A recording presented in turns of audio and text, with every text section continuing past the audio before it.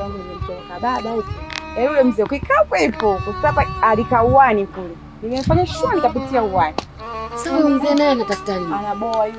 Yaani anaanza. Na utu uzima wake atakulinda mpaka lini? Nina nusu kama nini? Yaani anabana mpaka penalty yule mzee. Unataka uhuru. Sasa ni mwendo wa kumtoa. Kwa barazani unapita uwani. Ananiuze. Nimekumbuka.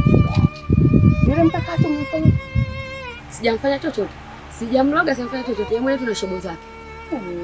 Wewe. Maana sijamtuma mimi anipende. Kama kizomo kile unachomwambia mjumbe. Yaani hapo bado shoga yangu. Atakuwa ndimwa kabisa. Wewe unavyomfanyia sio vizuri. Ndio hivyo shoga. Siku akija kujua. Yaani dalili yani ya kumwachia siri. Lita una dhambi. Lita una dhambi wewe. Siku akija kujua wewe atakunyonyoa hizo nywele hizo. Haya mimi nipo nashuhudia tu.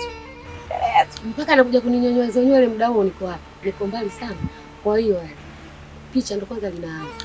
Yaani mpaka maji yataitamba. Sina muda tu wa kumwacha. Yaani dalili sina shoga yangu. Wewe unanishauri vipi? Ila siku moja mtunuko basi.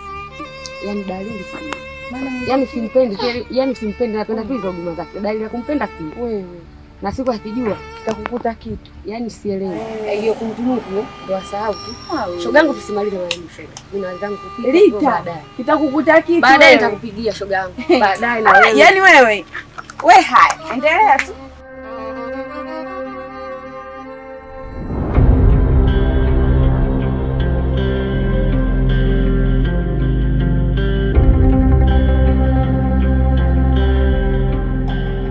Simama kwanza.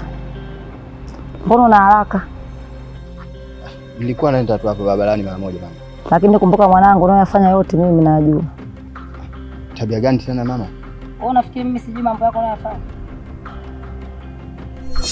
Mama, mimi nimekwambia tu naenda kujizungusha tuko na rafiki zangu. Ninachomaanisha kwamba unayofanya yote nayajua, lakini utakuja kunikumbuka. Mwanangu, hii dunia. Sawa, ila mama wewe unapenda sana ni maisha mimi niwe nakaa tu hapa. Acha kujizungusha. Unafikiri mimi sijui tabia yako? Mimi ndio nilokulea. Au unanidharau kwa sababu ya mimi mwanamke? Au angekuwa baba yako angemfanyia hivyo? Naona kama unanichelewesha mama. Niache nikafanye tu mambo yangu. Sawa, wewe mdharau.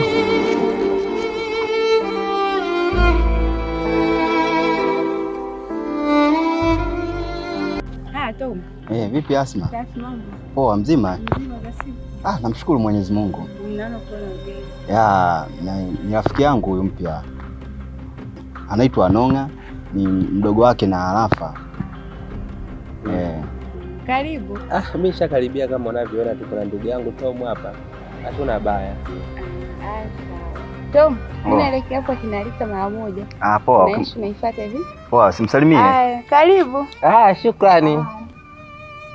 Kama vipi baba? Hamna, ni rafiki yangu tu. Ila anaitwa Asma. Kaka, una rafiki mzuri sana. Achana nayo maneno. Tuendelee na kazi yetu. Maana hapa kijijini kuna mambo mengi, kwa hiyo ukianza kupagana vitu vidogo hivi utakuja kupotea. Sawa, shukrani kaka. Mimi kama unavyojua sipendelee sana. Hamna shida.